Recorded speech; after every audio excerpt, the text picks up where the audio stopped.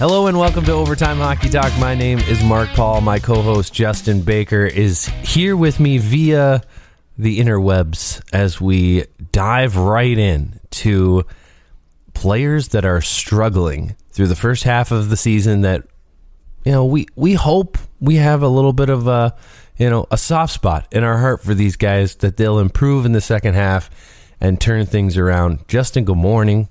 And, happy Sunday. It's a Sunday. Yeah. I don't know if I'd call it a happy Sunday, but I woke up to a few inches on the ground of snow, but my gosh. Yeah, me too. It's not so bad. You've got your driveway's not actually, I guess I don't know your new place. You're probably not going to go to your new place and shovel. You're just at your rental and you have to shovel there, or are you going to have to go to your new property and shovel there too? Well, so it's weird. So my new property doesn't have sidewalks, which is great because we're on a corner lot. So if we had sidewalks, that would just be disastrous. That's what I grew up with, and it was a nightmare every time it snowed. Yeah, me too. My dad refused to get out the snowblower for anything less than 15 inches of snow. So I was shoveling every time, and he would make me do it. Like, I would be going to bed at 10, 11 o'clock or whatever it is on a school night. He'd wake me up at midnight and be like, all right, let's go out and shovel. I'm like, Dad, I'm sleeping. Please don't. And he's like, no. We're going to shovel now so that there's less to shovel tomorrow. I'm like, no, I hate that. It would drive me nuts. I get it for shoveling though. You kind of have to, like, you can't shovel right. 8 or 10 inches of snow at once. Like, it just is backbreaking. Right. Exactly. So I get that more as an adult, but luckily, again, like I said, my new place doesn't have sidewalks. The driveway is fairly long, not as long as yours, but it's just gravel right now. So I don't know, how much of that I can really actually shovel. Yeah. I'm just going to let it just kind of go. But I know this summer we're going to pave it. So next winter we'll definitely have to shovel that. And then the rental property we're at, same situation. We actually don't have a paved driveway either. Oh, right. Yeah, I've been to that one. I haven't been to your new spot. Yeah, so it's kind of nice. So we got just a tiny little sidewalk out in front. It's not just a 2-bedroom house. So not too much to shovel, which will be nice. I'll just take care of that in like 10 minutes when we're done. And well, if you're putting in a new driveway at your new place, then I strongly recommend a heated driveway. Heated, okay. Oh yeah, I didn't even think about that. Yeah, I mean you can run your PEX underneath your driveway, and then you just run hot water through it, and it'll keep you heated. Interesting. No snow will never melt, or it'll melt as soon as it touches it. That's a good call. You think, would I need to upgrade from my 40-gallon tank, you think, or? Oh, you probably have to have like a little separate tank somewhere. Okay. That controlled just that. So I don't know how much it would actually be. I've never done it. I've seen it done in like garages a lot, where people want their garage floor to be warmer than what it typically is. So you put in your heated floor in there, but it's a good call. But you can do it in a driveway, so it would just be. Like it. It's mostly just the cost of the PEX. So, but anyways, I mean, PEX isn't cheap, but it's not that bad. For never ever having to shovel ever again. Hey, I remember I had a friend in high school, and her dad had a heated driveway. They had a huge driveway, and the whole thing was heated. In the middle of a snowstorm, it was just empty. It was beautiful. Love it. Anyway, so we said we were going to talk about hockey. You're here to talk about hockey and listen to us talk about hockey. So we're going to do that. There are teams and players across the National Hockey League that, for one reason or another, they've struggled to start the year. And that start to the year has moved on to now we're halfway through the year. They're still struggling. And we are here to motivate them, to encourage them, and inspire them to have a better second half. So take this as, whether this is a little, hey, remember this guy? Somebody probably dropped him in fantasy. That's always a good reminder. But yeah, there's just hockey in general. If this guy's on your favorite team or a team that you hate and you're hoping that they continue to struggle, whatever your cup of tea is. We're going to talk about players who've struggled in the first half. I've got a list of about 15 players and teams. Justin's got 10. So mine are in no particular order. Did you order yours in any way? No, not at all. Okay. All right. Well, let's dive right into it. But I kind of want to start the show because I know you've got at least one on there. Do you have any goalies that made it onto your list? Yeah, I've got 2 goalies that made it onto my list. All right, let's hear it. All right. Well, first goaltender I'm gonna throw out there is Jordan Binnington from the St. Louis Blues. Yeah, he's had an interesting year. Yeah, interesting is a good way to put it. I mean, so you look at his save percentage, .906, and it's like, okay, well, that's a little bit low par, but it's not the worst thing in the world. But again, a 3.05 goals against average, and then when you look at what Husso and Lindgren have done, .938, .958 save percentage, I'm just thinking, okay, well, clearly it's not, the team in front of him. I mean, St. Louis has been playing phenomenal every single night, and Binnington just isn't up to form right now. He just, I'd like to see a save percentage at least 5 or 6 points higher. And, for me, again, it's just he's been fortunate to have a team in front of him that's played so well, and he's about to lose his starting job to Husso if he doesn't pick it up here soon. Yeah, I have one other goaltender, and I think the most obvious, maybe the most obvious pick for this entire list is Philip Grubauer, who has just struggled tremendously, an .883 save percentage, .326 goals against, which some of that is, of course, indicative of the team in front of them. The Seattle Kraken have not been good, but even a player like Karel, I'm going to butcher his last name, Vejmelka, the goaltender for the Arizona Coyotes, who shut the Leafs down and made me cry one night. We had over 45 saves. Terrible team, even worse than the Kraken, and he's still potting a .905 save percentage, .328 goals against, which the goals against in some respects is a lot of it's the team for the most part outside the Jordan Binnington. When you look at your other goaltenders and they all have much better statistics than you, then you got to look inward. But it's not as if Chris Driedger has much better statistics than Philip Grubauer, but that save percentage is rough. He has not looked comfortable all year long. Not many pundits when I'm listening to different podcasts and radio talk show stuff about just hockey in general.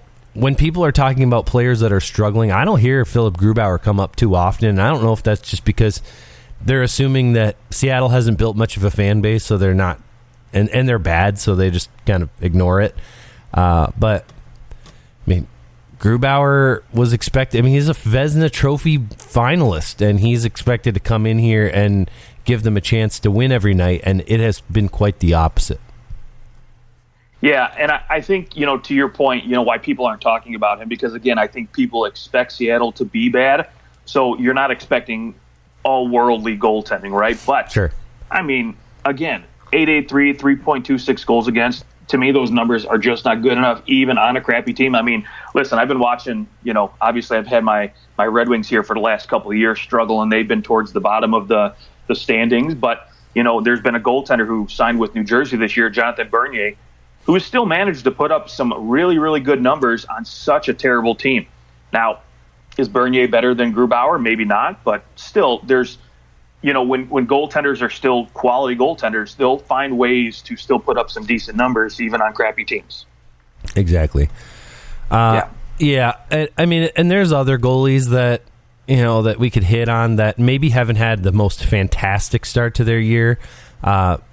Robin Lehner's been fine, but I think that there's a lot of room for improvement when it comes to Lehner. Particularly, some of it is because there's been so many injuries, but a .903 save percentage, not the greatest. He's lost 11 out of his 29 games, he's only won 16 of those, and that's just for how good that team is supposed to be. You could kind of knock them a little bit for that, especially what Marc-Andre Fleury was able to do last year with a very similar team. But we'll see. Like he is the poster child for holy crap, hold on to this guy in fantasy because everyone's coming back for Vegas, and it's likely that they make a little push here and pull further ahead of Anaheim and Los Angeles. And I mean, the Pacific Division has turned out to be so much worse than we could have ever imagined. Like, for all the Anaheim, really cool story. Los Angeles, also a pretty cool story. Like things have worked out for some of these teams, and I mean, Edmonton's a disaster case. Calgary's probably, because they've played so few games. I mean, Calgary's probably that one team where you're like, okay, they'll likely figure things out here. Edmonton's not getting any goaltending. Oh my gosh, it's just been the entire division is bad outside of Vegas. I think that I thought that Edmonton and to start the season, Edmonton was 16-9. So to start the season, Edmonton looked great, and here we are though. Vegas is really the only legit team in that division. Anaheim, LA, they've got nice pieces coming. They're playing decent hockey right now. I mean, it's fortunate for them that they're in such a poor division. They're not only playing more regularly against bad teams in this division, but the teams Anaheim if you go by, like, let's just take out OT loss points, and just go straight win-loss. Anaheim is second in that division at 20-23. They've won 20 of 43 games. And LA has won 20 out of 41 games. I mean, this is not a good division at all. Whereas, the second place team in other divisions, Nashville's 8 points ahead. Tampa Bay's 14 points further ahead, and Carolina's 9 points further ahead in far less games than what Anaheim's sitting at. I mean, this division is just bad. And I don't expect them to necessarily get any better. I think that it's just a rough division. Other than, if Edmonton can scoop a goalie and maybe start to win here a little bit, but yeah, we talked about it on the last show, but I'm already hearing Korpisalo's name. It's like they were listening to the cast. Yeah, so, yeah. I think Justin's onto something. They're like, oh yeah, hey Justin, oh that's a good idea, Korpisalo. Let's investigate. Let's do it. Yeah, so I guess in terms of teams for me, teams that have struggled, I mean, you've got the Edmonton Oilers have to be the top of that list, right? Like you could do an entire show just on how the Edmonton Oilers have struggled, and I mean they're the team you got to look at and go. I mean, this can't get worse, can it? Can it get worse? Oh, I think it can. Yeah, you know what? It's funny. I purposely left them off this. Will it is the question, right? I think to me, I left them off this list just because I felt like we could, like you said, spend a whole entire show just dogging Edmonton at this point. But I mean, will it get worse? I don't know if it can get much worse than this. I think, as long as you've got Connor McDavid and Leon Draisaitl on the team, I think they can kind of keep their heads above water just enough in this division to stay within, grasp of a third place spot. But man, I mean, don't get me wrong, they looked decent last night. Leon Draisaitl looked great against Calgary, and Koskinen actually looked like a goaltender with 44 saves. But yeah, it's actually amazing to me that they keep putting Koskinen out there, but I don't really have anybody else to send out there. No. But Stuart Skinner, and that's about it, really. And he's can't trust the starting awful. Job to him. So no. Yeah, I mean, it also is amazing to me that now I guess this is Ken Holland's patience, and it has absolutely, as a Red Wings fan, I'm sure that you can think back to points in time where his patience just killed you. Like, dude, you got to make a move, do something. The problem only is when Ken Holland does something, it usually ends up being the wrong move. At least in the last 15 years. I don't know. Did I send you that thread of all the moves that Ken Holland had made in the last, basically since the Red Wings won the Cup in 08, 08, right? Yeah. That since that point, all the trades that he's made, and there's maybe like one move where you're like, all right, that was a good move. All and the to rest, me, the only move that was pretty good was when he flipped Datsyuk's contract and a first-round pick to just move back like 2 spots in the draft with Arizona, who picked up Jacob Chikrin. And that was, to me, that's been the really only good move, in my opinion. Yeah, he hasn't really done much for you lately. If you're a Red Wings fan towards the end there, and I mean the Red Wings, in fairness, I think there was a lot of like, do whatever you have to do to make the playoffs. That's all we're just gonna ride this out. Like, they delayed the inevitable of being bad, and I think that they thought that getting that new arena, they kind of figured, well, if we're gonna be bad, let's be bad in a new arena to start it out. Like, at least we're gonna get people coming to the new arena. And they kind of held out until the Joe died, and that streak died with him. Okay, let's dive into some forwards though, because I think this is the fun part of it. Who appears first on your list? Who do you got? Who throw out a name?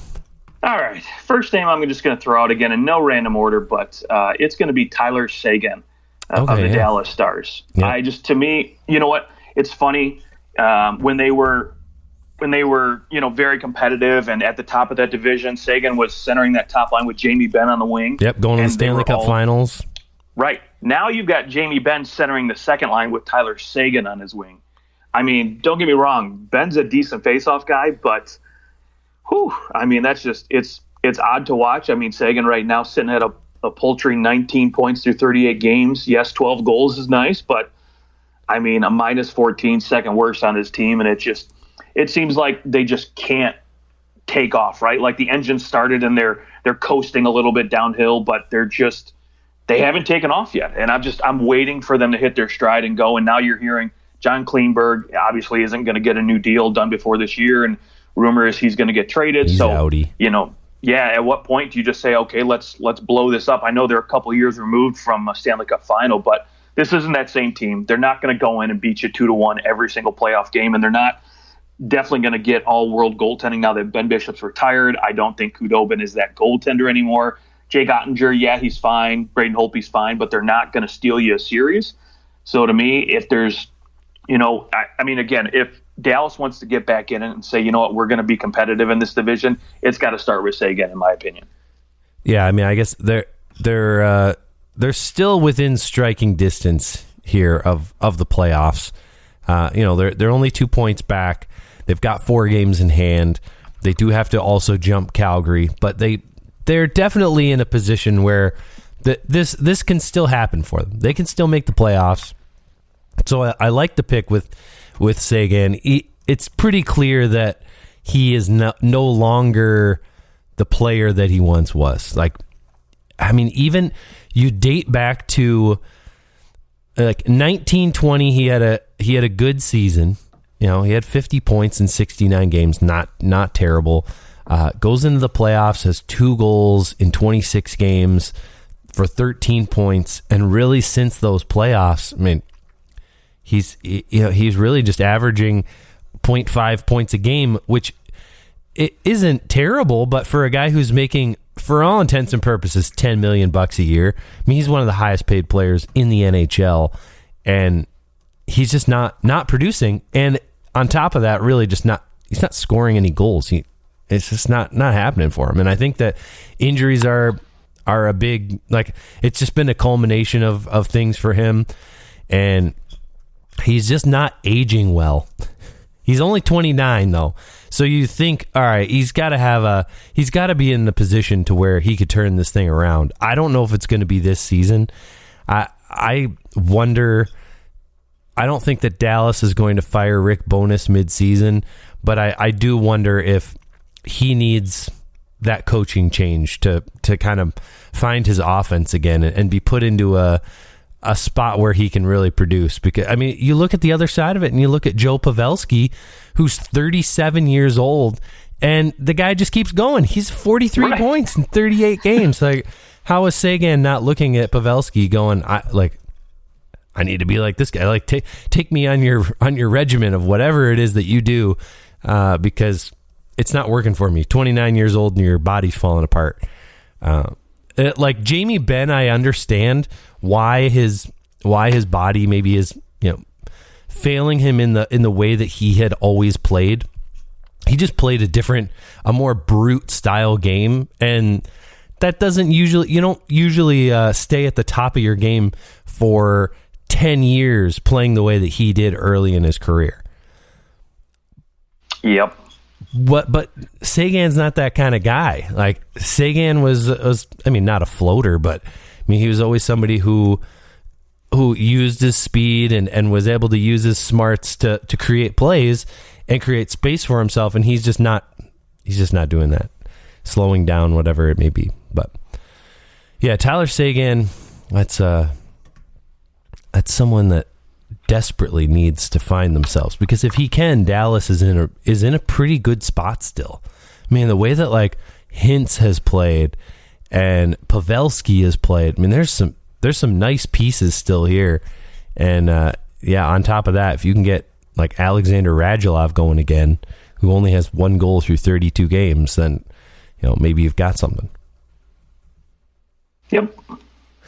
Yep, there it is. Yep, pretty much. I'm going to toss out a name. Definitely not the struggle bus that that a guy like Sagan's been on, but close enough. Taylor Hall signed a big deal with the Boston Bruins, and I'd say that the first half has been fine. He hasn't been terrible. 8 goals through 38 games. Best's what he did all of last year almost. But I think when he was brought in here and signed his deal, I think you were expecting more than this. And I think that it's coming. When you look at who he was playing with early on in the year, and now he's been shifted to playing with Pastrnak, we're starting to see those dividends. So, while he's not somebody that struggled all first half, his first half doesn't look that impressive, but he is certainly somebody who I think in this second half, when you take those back 42 games, you are going to look at this and go, okay, this was the right call to sign Taylor Hall. Boston's obviously rolling, and I think that Taylor Hall probably ends up scoring 25 goals here by the end of the season. I think he's going to get hot towards the end, and he is somebody.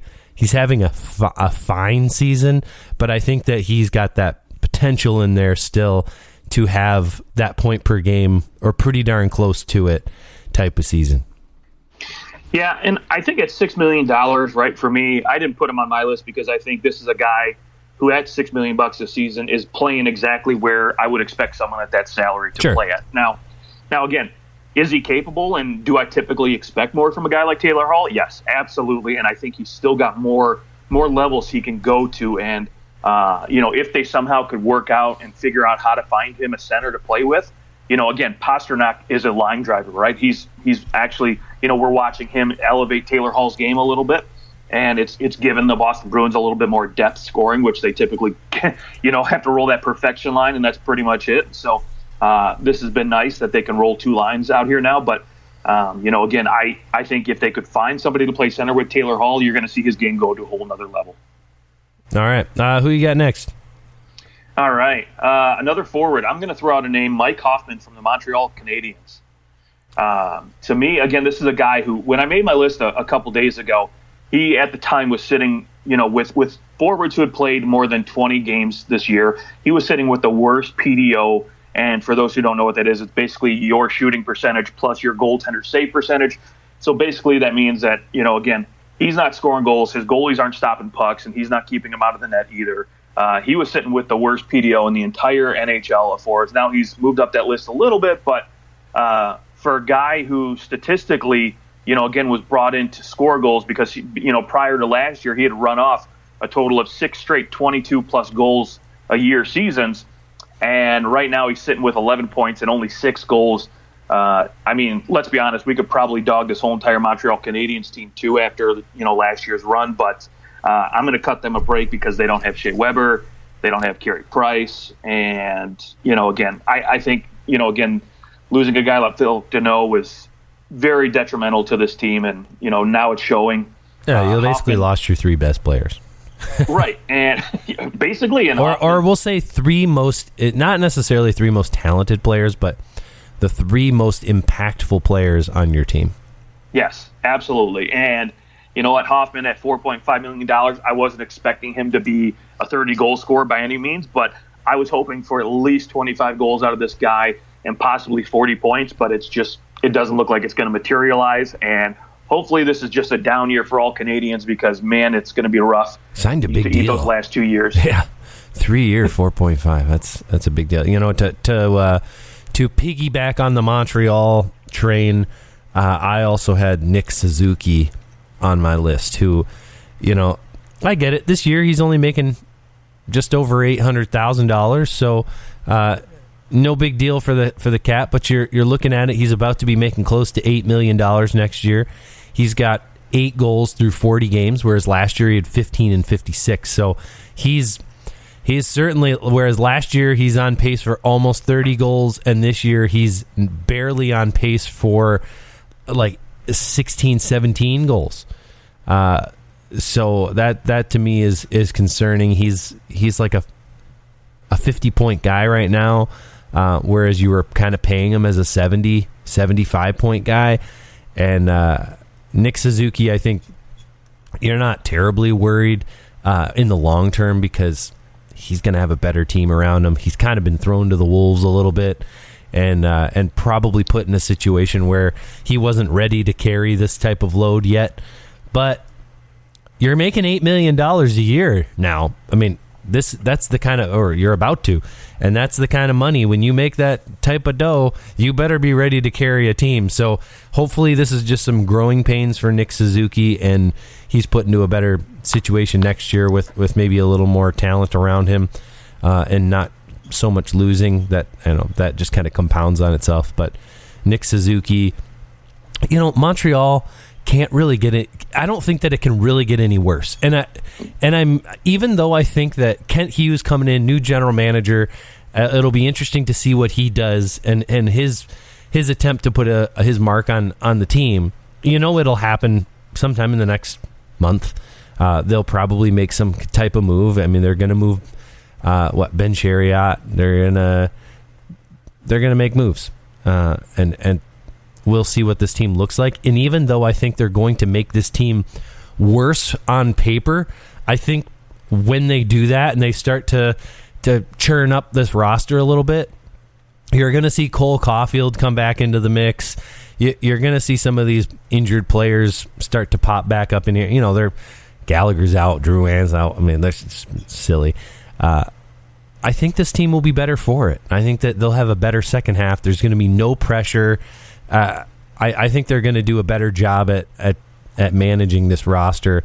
So I do look at Nick Suzuki as, hey, he'd be a guy worth scooping up in fantasy, because I think that these young guys tend to have a better second half once the pressure's off and they can just go out and play. And I think that Kent Hughes will take that pressure off too.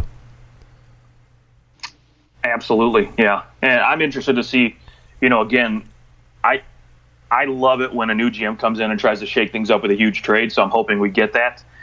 Would love to see like a big name like Jonathan Drouin get moved for a piece here and start that rebuild process, because let's face it, the big question moving forward, right, for the Canadians is, what's the long-term status of Carey Price? Is he going to be there for the rebuild? He's got to go back into physical rehab. Right. Again, they're saying he has to basically start his rehab over.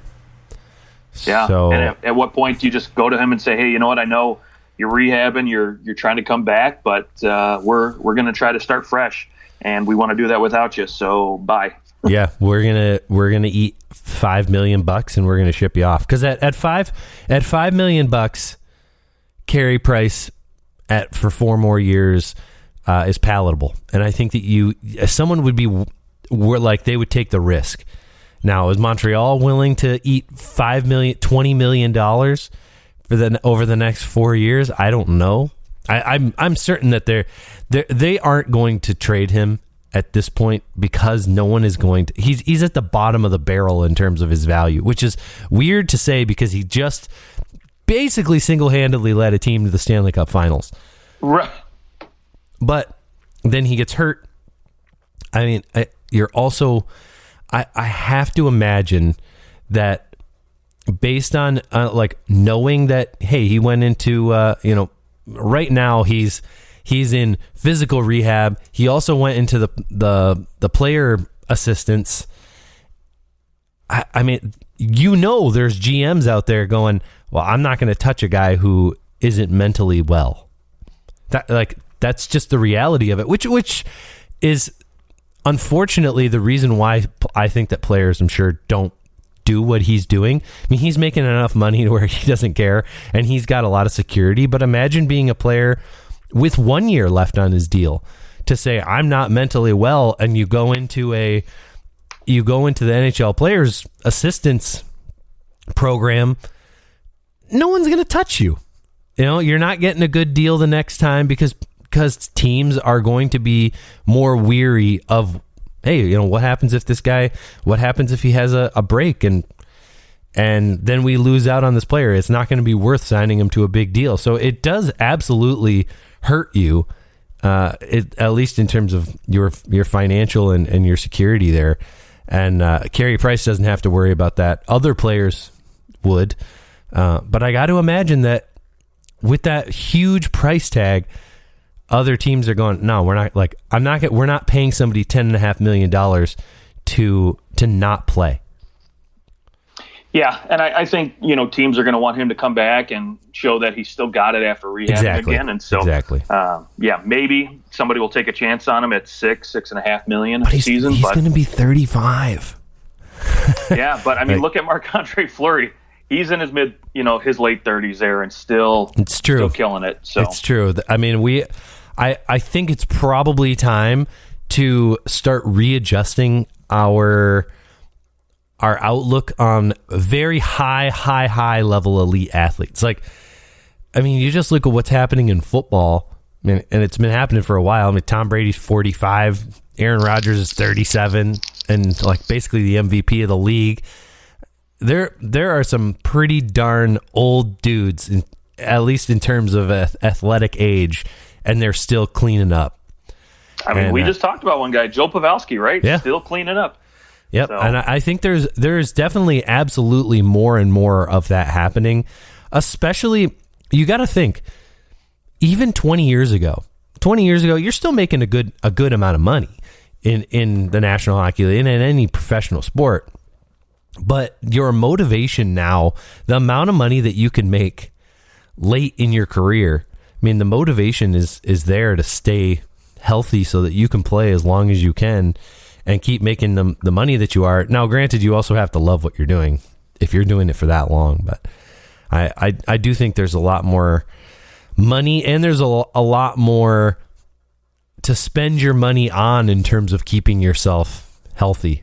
There just is so many things that you can do now, whereas, even like 30 years ago, guys were drinking beer and smoking cigarettes after a game. Right. That's definitely not happening now. Now instead of paying for cigarettes and booze, now you're paying for a masseuse to come and like rub you down before bed after every game. I just remember Henrik Zetterberg. I felt so bad for him, but how he's like, yeah, I have to I can't walk the next day after games, and I'm getting. Oh, I know. Oh man, that guy.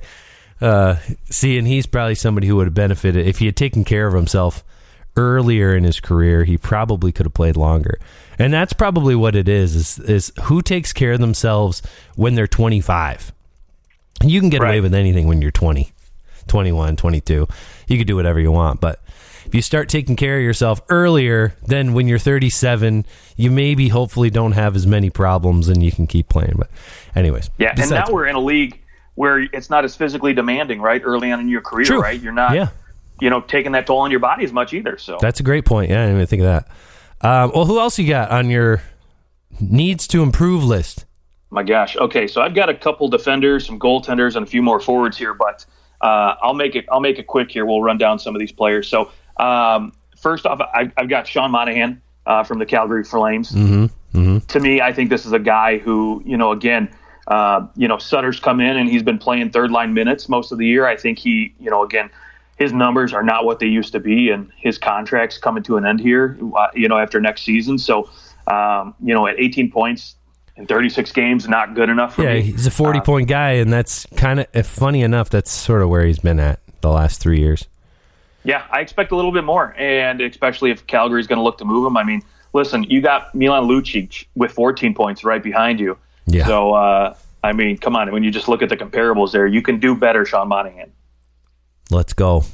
Calgary has been an enigma because you've got Johnny Gaudreau playing so well, like playing out of his mind right now, and like you said, Milan Lucic finally kind of living up to what he was supposed to do with that contract. Like, not going to be a guy who's putting up huge points, but so many intangibles, and it's kind of working. But up and down that lineup, they're kind of getting mixed results from certain players. Like Blake Coleman hasn't been impressive. That deal is not really looking great right now. Right. Basically $5 million into the foreseeable future.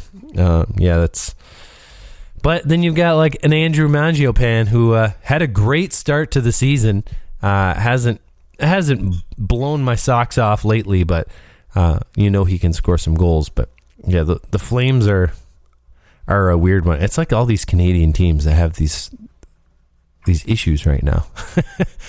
Right. A lot of Canadian teams, and I really honestly I wonder how much of this is. I mean, you got every American team. There's some pretty good freedom going on. Like COVID is still, of course, a thing, but for all the teams that are in the U.S. outside of maybe some California, like L.A., it's not like there's really any.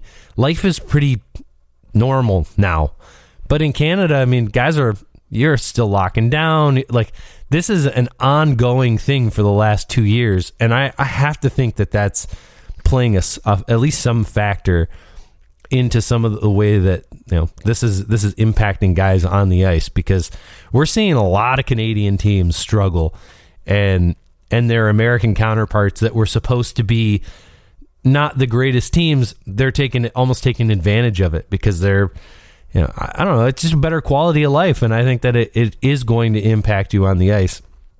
I mean, did you see, was it Justin Falk in St. Louis talking about having to go to Canada to play games? Did you see that? Oh, no. Yeah, he, paraphrasing, but yeah, I mean, I don't want to go up there and play games, but we have to, so we're going to go.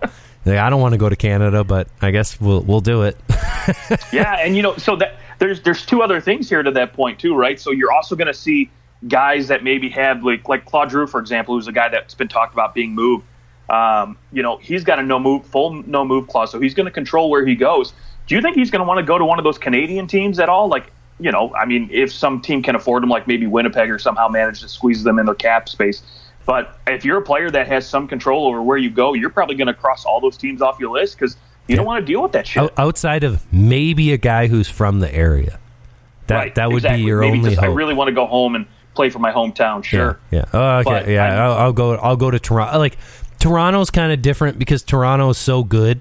Like, if you got the opportunity to go from a bad team and to go play for the Leafs, I think at this point you're willing to put up with it, and you know that hopefully the restrictions are going to be lessened. But the way that things have gone, you don't know when they're just going to go, we're going to put them back in place. Whereas in the U.S., like, it's basically been, it's been decided. We're not going back to, like, in regular life, we're not doing mask mandates anymore. Like, most states aren't.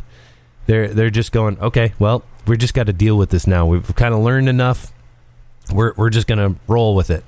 And in Canada, they're like, no, we want you to be, we're going to take every possible precaution, and we're going to limit everything, close down gyms, yada, yada, yada. Yeah, and when you're closing, right, you're postponing all these games, right? If you're a team like Calgary or Edmonton, when you were getting on a roll there and you got to stop for 3 weeks from playing, and now it's like, well, there goes our mojo. It's gone. Well, that, and you look at what happens if you're. Oh, by the way, I got to tell you, this is funny.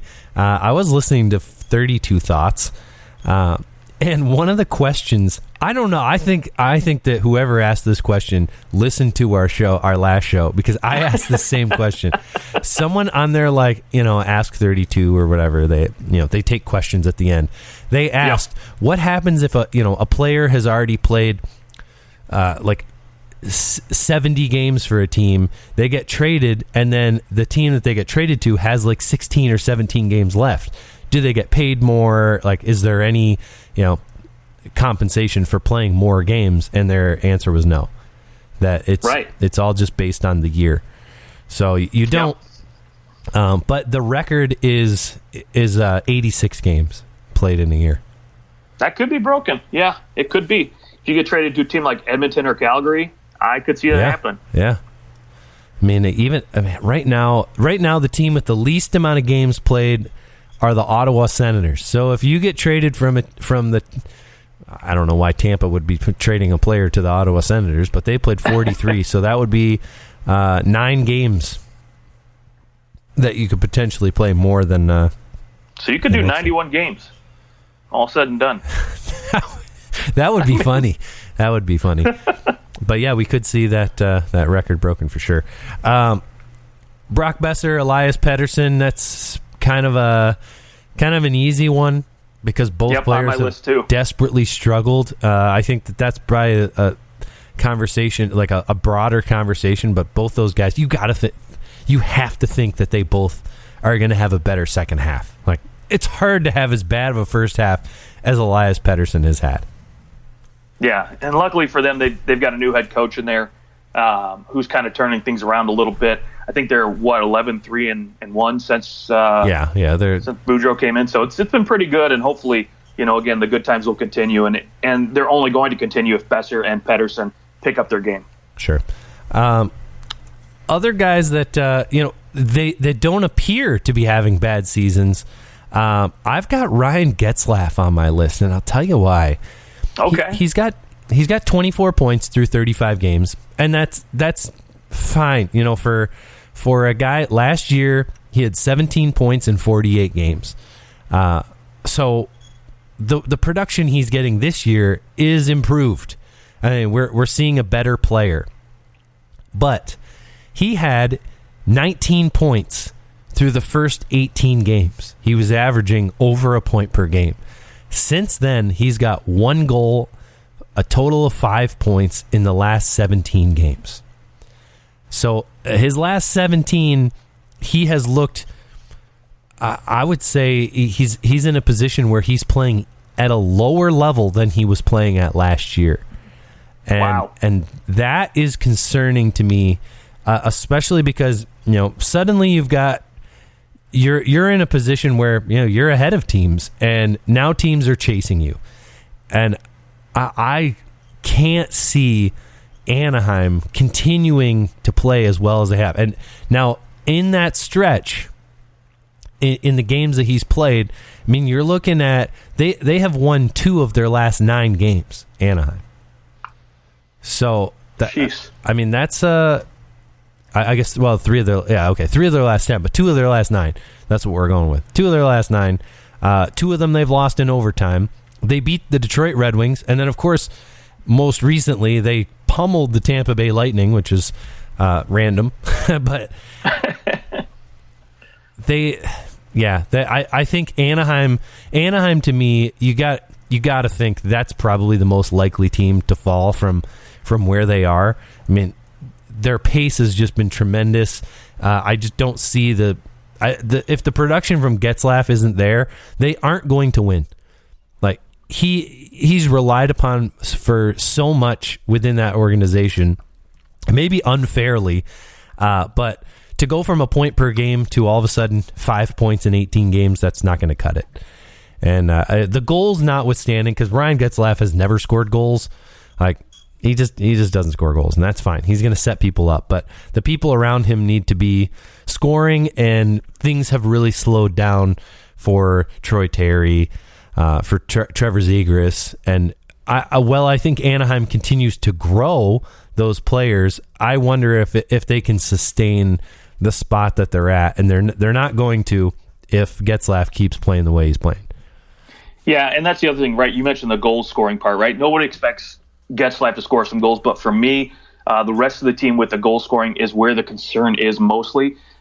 Listen, I mean, their top 3 goal scorers right now, Sonny Milano, Troy Terry, and Trevor Zegras, they're accounting for 32.8% of their total goals. And the next highest goal scorer is Rickard Rakell, who, in my mind, is going to get dealt by the deadline because Anaheim's going to continue to slip. So when you lose goal scoring from him, and then he's also on my list. Rickard Rakell? Yes. Perfect. Yeah, right. And then you've got honestly, Troy Terry and Zegras are not going to be able to keep it up, in my opinion. So when this team starts to slow down and Rickard Rakell's gone, I mean, it's just there's no hope for him unless Jonathan Gibson can will them into the playoffs. Now you're talking Hampus Lindholm. I mean, he could fetch a tremendous price. Josh Manson, who probably one of those guys you're going to keep. You're probably keeping. I would assume you're going to try and re-sign one of them. Neither. Right. Hampus Lindholm would definitely be the pricier of the two.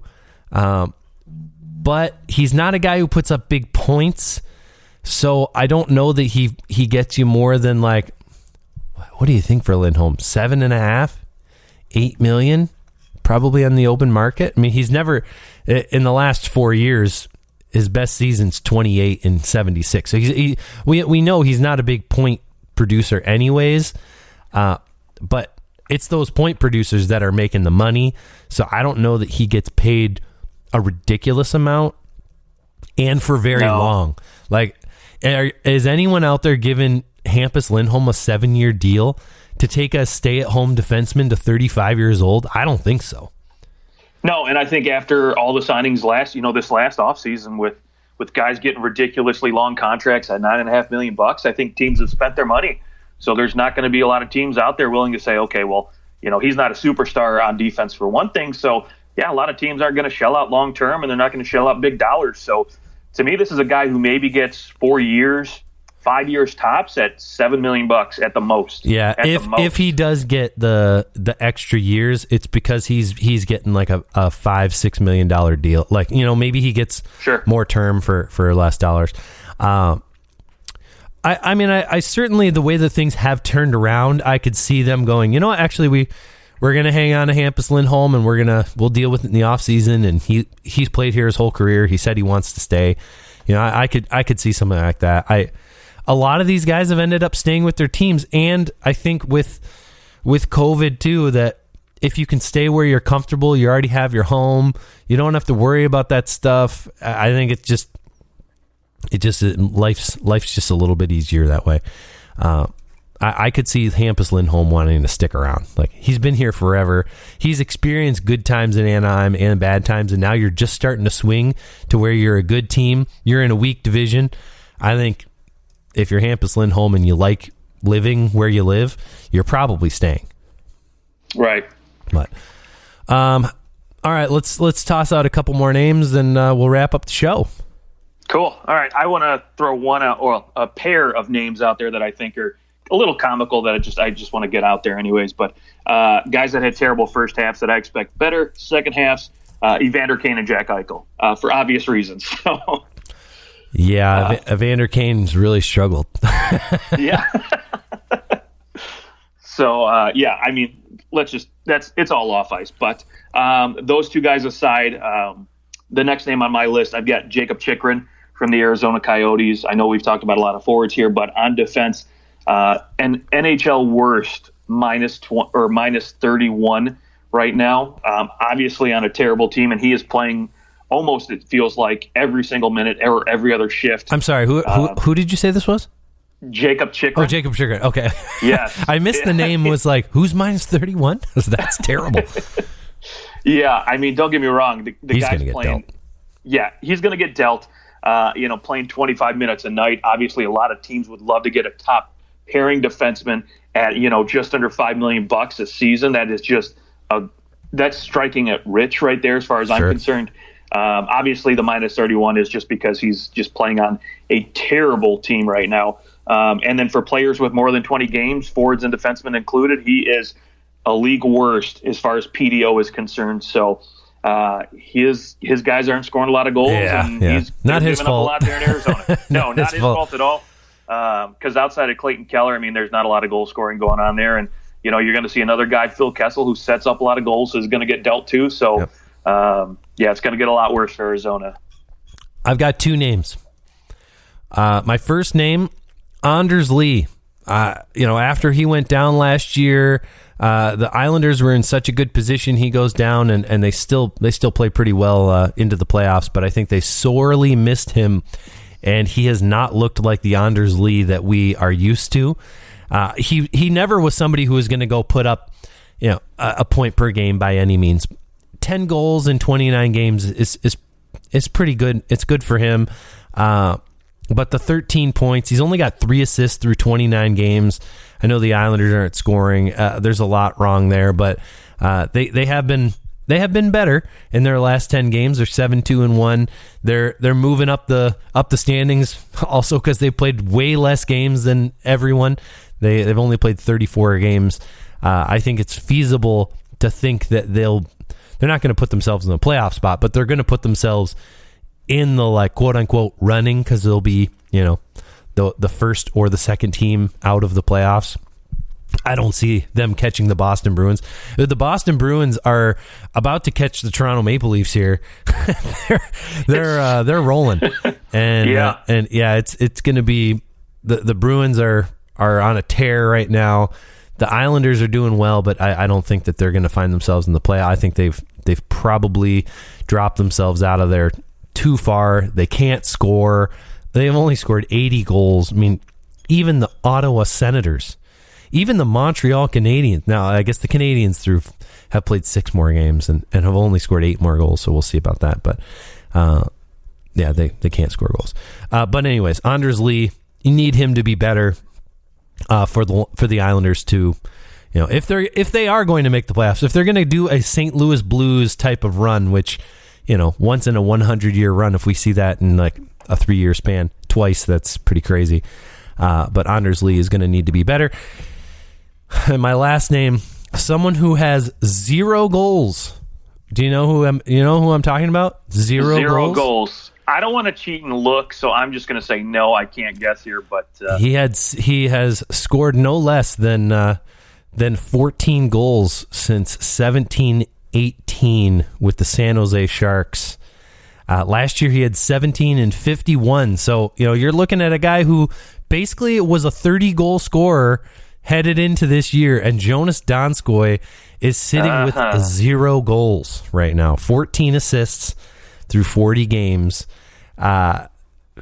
Just not gonna cut it. You got to score some goals. This year's Riley Sheahan.